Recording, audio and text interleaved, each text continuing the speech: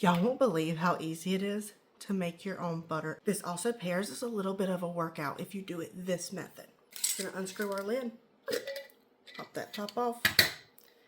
We've got our heavy cream. Third to a half the way, but I prefer about a third. You can use a bigger jar to make more at a time. Take it, pop your lid on, and begin shaking. Just shake it really hard. This might take you about 5 minutes of vigorous shaking. You should eventually start to feel a burn.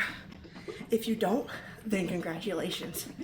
You've worked out, and you're toned, and you're strong. But me, on the other hand, I feel the burn. I'm just gonna pop the top open and see what it looks like. A little bit harder to shake. It has gotten to the consistency of like a cold foam. Keep shaking.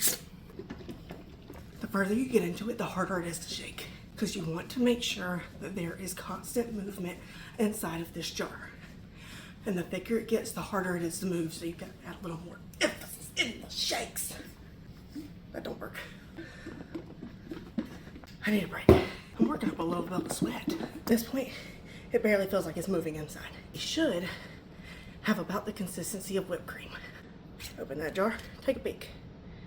Yeah, this is why I said you don't want to overfill your jars. I might have overfilled mine on accident. I didn't want to dirty up a spoon. Tastes like unsweetened whipped cream. Pop that lid back on. What we're looking for is a sloshing sound. What'll happen is it'll start to separate the buttermilk from the fat. Do I look hot yet? See where it's starting to fall and not be as fluffy anymore? This is where you want to give up, because it gets harder. Don't give up. Starts to sound like a liquid again. That's what we want. See how part of it's separating? We're almost there. You hear that? As soon as it starts to separate, you'll see it. It's very light yellow to bright yellow balls. I want to keep shaking just a little bit, but not much. This is it, guys. That's butter. Now I'm going to show you how to get it ready to put in the refrigerator or leave it on your counter. Some people like to save the buttermilk. Other people aren't going to use it, so they discard of it. It is up to you. You can use it in replacement of milk in certain recipes.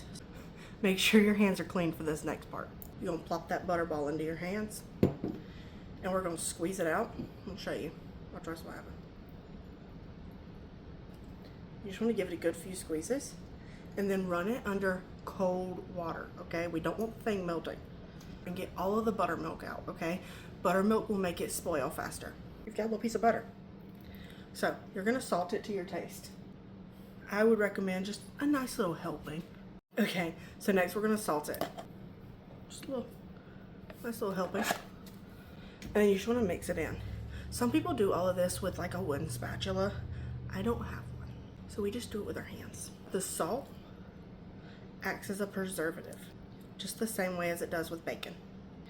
Once you've got it good and mixed in, you can shape it. I like to put mine in a bag, wrap it in parchment paper, throw it in the fridge. But that is how you make butter at home and get a workout. Bye, my little honeybees.